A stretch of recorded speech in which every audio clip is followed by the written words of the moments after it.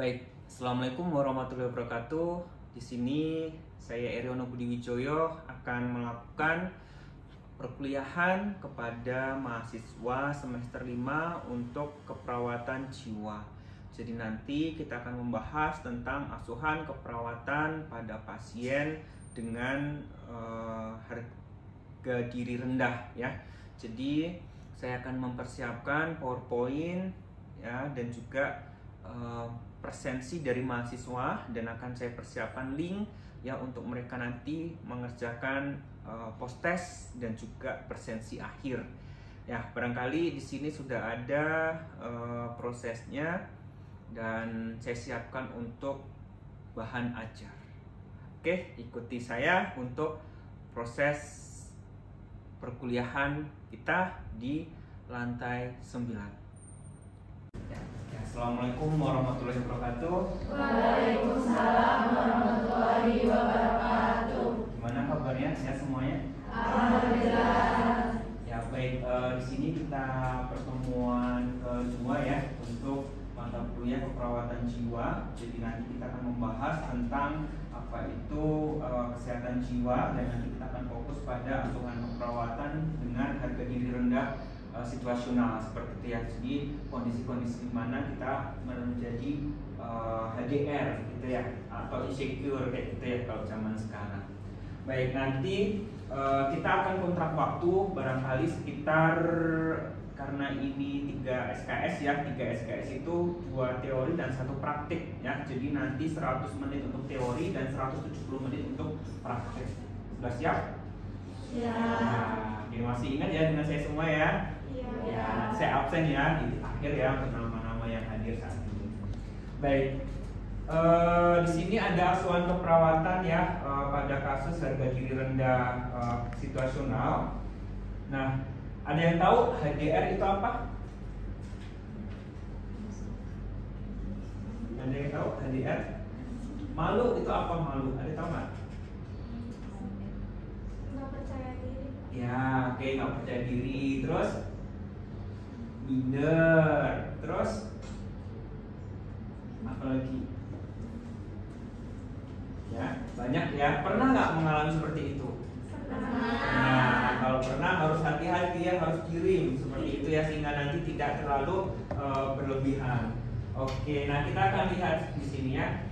Nah, harga diri rendah itu adalah evaluasi dari negatif ya, yang berhubungan dengan perasaan yang lemah. Ya, perasaan yang lemah, kemudian tidak berdaya, putus asa, ketakutan, rentan, rapuh, dan tidak berharga di sana. Jadi ada perasaan tidak berharga. Ada yang merasakan seperti itu? Ada ya. Oke, gimana caranya agar tidak berharga? Rasa tidak berharga itu menjadi berharga. Nah, nanti kita akan latihan untuk meningkatkan itu ya, untuk meningkatkan harga diri. Oke, baik. Nah, harga diri itu, harga diri rendah ya terutama, itu ada kondisi-kondisi yang menyebabkannya ya. Bisa jadi karena cita-cita yang tidak tercapai ya, bisa jadi karena realita dan ekspektasi itu tidak sesuai gitu ya, dan harapannya itu pupus ya. Itu menjadi salah satu faktor di sana. Oke, selanjutnya secara psikologis itu ada pengalaman yang tidak menyenangkan masa lalu ya, misalkan pernah putus sekolah atau mungkin pernah putus cinta, PHK. Nah, itu juga menjadi salah satu faktor untuk seseorang mengalami harga diri rendah di sana ya.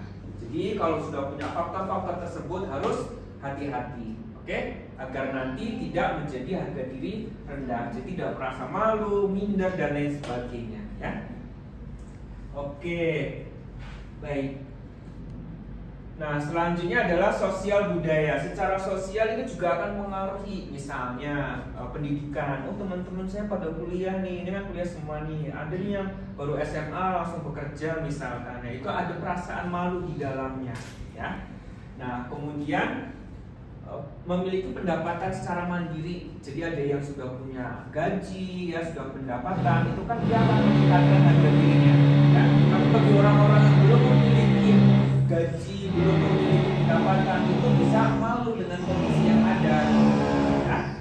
Oke, terus terus menikah misalnya ya, ada yang sudah menikah, punya anak dan lain sebagainya gitu ya. Kadang kan aduh dia aja udah nikah saya belum misalnya, padahal bestie gitu ya. Nah itu juga menjadi salah satu penyebab dari harga diri rendah. Oke, baik, kita lanjutkan ya. Jadi ada respon di mana tanda gejala muncul ya, ada 5 respon. Yang pertama adalah kognitif, yang kedua adalah afektif, yang ketiga itu fisiologis, fisiknya, yang keempat itu sosial, kemudian yang kelima itu perilaku. Jadi ada 5 perubahan yang muncul ketika seseorang itu minder, ketika seseorang itu malu. Ya, ada 5 hal. Ya. Yang pertama adalah kognitifnya, apa yang dipikirkan. Biasanya ditanyakan apa yang dipikirkan, saya malu, saya minder karena ini. Nah itu yang harus dikaji pertama kali pada pasien kita. Ya, jadi kalau ketemu pasien dengan rasa malu atau minder seperti itu ditanyakan apa yang dipikirkan, kenapa malu dan lain sebagainya. Nah itu ditanyakan. Biasanya dia akan bercerita. Ya, kita sebagai seorang perawat harus punya trust di sana. Oke. Nah kemudian setelah bina kognitif, kemudian afektif, apa yang dirasakan saat ini. Ya, apa yang dirasakan saat ini. Saya merasa kesepian misalnya, saya merasa tidak punya teman misalnya. Nah itu hal-hal yang bisa dikaji lebih dalam. Oke. Nah selanjutnya adalah fisiologis. Ya, fisiologis itu adalah kondisi di mana ada perubahan di dalam tubuh kita. Mungkin merasa deg-degan, mungkin berkeringat, ya, mungkin keringat dingin atau mungkin bercucuran keringat banyak. Nah itu kondisi di mana perubahan fisik di kita, deg-degan, misalnya mau pingsan. Nah itu menjadi salah satu tanda dan gejala pada harga diri rendah, ya, pada fisiknya. Nah selanjutnya adalah perilaku, ya. Perilaku itu berubah, jadi dia akan menarik diri dari lingkungan. Dia tidak mau berteman dengan temannya misalnya, karena saya merasa malu, bukan gengnya misalnya, atau bukan kelasnya misalnya. Itu kan menjadi malu seperti itu, sehingga dia tidak mau untuk bergabung dengan teman-temannya. Ya itu secara perilaku seperti itu. Secara sosial. Nah kalau secara perilaku barangkali tadi ya, dia menarik diri. Kemudian dampaknya ke sosial ya tadi, dia tidak mau berbaur dengan temannya, dia tidak mau untuk berbicara, dia tidak mau untuk menyampaikan pendapatnya kepada teman-temannya, apa yang dia rasakan. Ya, oke. Cukup jelas ya sampai di sini ya. Ada pertanyaan barangkali? Tidak ada ya. Oke. Kognitif ya, jadi kognitif itu pikiran dia, bagaimana dia menilai diri dia, apakah dia itu berharga atau dia tidak berharga. Nah itu secara kognitif ya. Kemudian dia mampu atau tidak untuk menyelesaikan masalahnya. Kalau dia mampu, dia akan merasa harga dirinya tuh naik. Tapi kalau dia tidak mampu untuk menyelesaikan masalahnya, dia akan minder, dia akan malu, dia akan pesimis. Pernah nggak seperti itu? Nah, kalau pernah harus hati-hati ya dan dihindari ya. Oke, baik. Saya rasa itu mungkin sampai di sini ada pertanyaan? Tidak ada ya. Baik, kalau tidak ada, kita akan ke diagnosisnya ya. Diagnosis keperawatannya adalah harga diri rendah kronis ya. Jadi dia sudah kronis setelah kita kaji semuanya ya. Kemudian apa yang harus kita lakukan implementasinya ya? Nah, implementasinya adalah kita akan meningkatkan tindakan atau meningkatkan harga diri rendah pasien kita ya, sehingga tidak malu, tidak minder dan lain sebagainya. Oke. Yang pertama dilakukan apa? Yaitu mengidentifikasi kemampuan dan aspek pasien. Jadi ditanya, apa yang dimiliki sekarang, keluarga ada tidak? Ya, orang tua masih utuh atau tidak? Ya, bisa bekerja atau tidak. Nah, itu bisa menjadi salah satu hal yang dia itu ditekankan, ya, dikaji di sana. Nah, selanjutnya mampu menilai kemampuan, kemudian memilih kemampuannya. Misalnya pasien orang dengan gangguan jiwa, itu kan tidak semuanya bisa melakukan aktivitas sehari-hari ya.